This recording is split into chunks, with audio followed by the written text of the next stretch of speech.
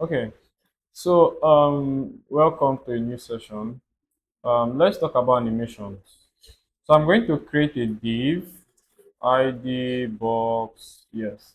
So if you remember in our last class, we looked at transition and then we saw how we can like for in transitions for we to have change in values, the user would have to interact with the element. Okay, so now like I said, animations happen like automatically. So let me create this ID. Sorry, let me select this box. Okay, um yeah, select the box and then I'm going to say this should just have like just same thing we did, a width of 20%. Then we just say height, let's say 200 px, and then want to say background color should be red like so.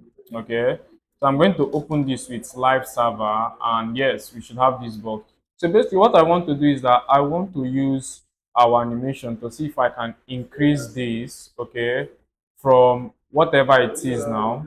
Okay, like just increase the size automatically. Okay, so for us to do this, I'm going to go back to my 13.css. Then I'm going to say now the whole process in creating animation like is just in two steps. Number one is you create the animation, and then number two is you apply the animation on an element. So for us to create an animation, okay, we use the at keyframes keyword like so, at keyframes, and then we have to give this animation a name. So I'm just going to call this, I'll just say increase width like so.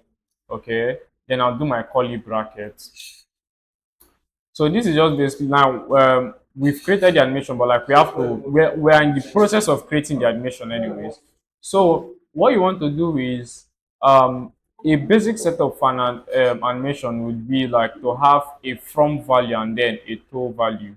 So what the from is going to be is like this animation now, where is it starting from? Okay, and then where is it going to? Okay, so I'm going to say from. So basically, I'll just say that I want this animation like, and also remember that it's the width that we are basically changing. So I want to say, okay, this animation now, let's say the width is starting from, let's just do 20%, or you can start from 0% or whatever.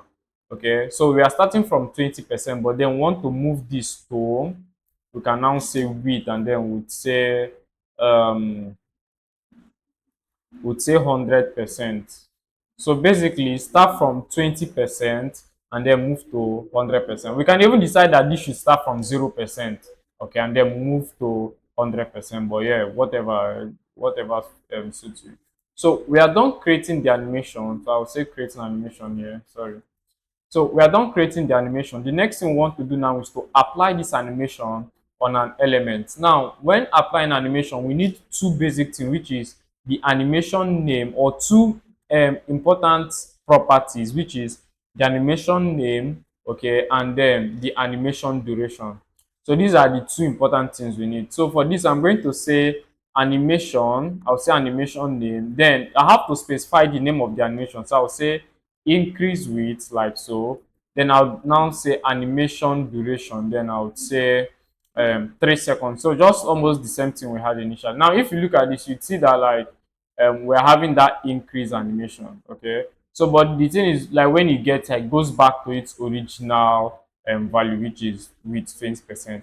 So if I change this now to 0%, let's see what happens, and then I refresh. Okay, it's supposed to, yeah, you see it's like it's going to start from 0%, and then like it's going to, I think this is happening like really fast, bro. So but you basically get the gist anyways. Okay, so it's going to start from 0%, and then like it just moves on from that. Or we can say, if I say 2%, let's say that, I think it's happening, but is my system is a little bit lagging, but you just get the gist. Okay, so you can use any value you want to start from. So yeah, okay. So the next thing I'd want to do is to look at other animation properties that we have available. So sometimes you might want this to like we can have, let's just talk about like some animation that are also available, or some properties that are also available on the transition and animation.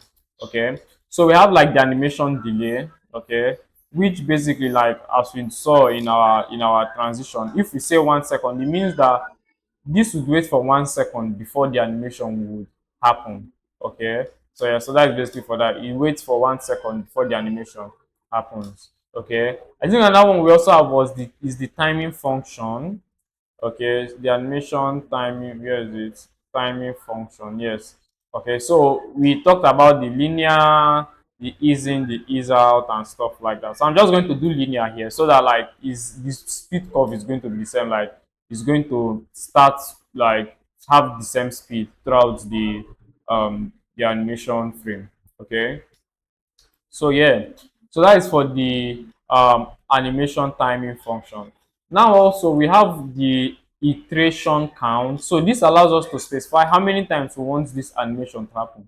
So if I say 3 times, for instance, it means that this animation now would happen 3 times. So this is one, the first one, two, as we can see, and then the last one now is going to be three. Okay, and then I think it's going to stop. Exactly. So you see, like it happens 3 times because you specify three. But now, if we want this to keep happening, we can say animation iteration count, and then we can say, um, what do we say? We can say infinite. Okay, so infinite. Okay, so if I save this now, it should just keep happening like forever. Like it will just keep happening. It goes over and goes over and goes over again. So yeah, so it just basically keep doing this. Okay, so that is for the animation iteration count. Now another option too we have is the animation direction. So basically with this we can define how we want the animation to start. By default, okay, it's going to start with whatever we specified here as the value, and then it's now going to move to whatever we have. But now we can switch this. We can say, okay, I want this to have, instead of normal, I want this to be let's say reversed. Okay, now what reverse means is that it's going to start from 100% and then move to 20. So let's save this and see. So as you can see now, after 1 second, you see it starts from here. Okay, then it will still reverse. Like it's just going to keep coming from the right value. Like it's going to start with this last one and then goes to this. Okay, so yeah, now another one we have is the animation. For the animation direction, we also have the alternate. Okay, now what the alternate is going to do is that, like, we are going to start from the from, but then it's going to alternate. It's going to go to the reversed, but you see it's going to go to the from again. It's going to start from the, you basically get that. Okay, so that is for the alternate. It starts from, if we do normal, normal is that it's going to start from the left to the right, starts from the left again to the right. Okay, reverse is that it's going to start from the right to the left, right to the left. Then alternate is going to start from the left to the right, from the right to the left again. Okay, then the alternate reverse, okay, let's say animation direction, and then for the alternate reverse, okay, is going to just, is the reverse of the alternate. The alternate starts from the left to the right and then the right to the left, while alternate reverse starts from the right to the left and then from the left to the right. So let's save this and see. So you see now, for the alternate reverse, it starts from the left, from the right to the left, then it goes from the left to the right. Okay, start from right to left and stuff like that. Okay, so that's for the animation direction. Now we also have the animation play state. Okay, and by default this would be running. Okay, but if we say something like paused, okay, it means that like the animation would be paused. Okay, so you see, like it's going to stop. Like I think you might want to do this maybe with JavaScript or whatever, like where if the animation is running, you can just click on a button and then like it's going to pause. So it's just going to stop like wherever it's the last point it was at. So yeah. Now we can also say something like can also say running, which is like the default. You don't even need to, like, yeah, you can say running basically. Okay. So that is for, okay, so yeah. Now the next thing we want to look at is the shorthand, the animation shorthand.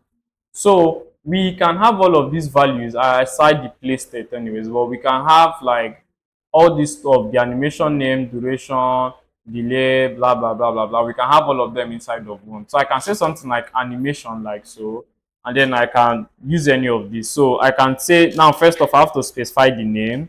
So I can say increase width. I can also say that I can say something like linear. Okay. I can specify the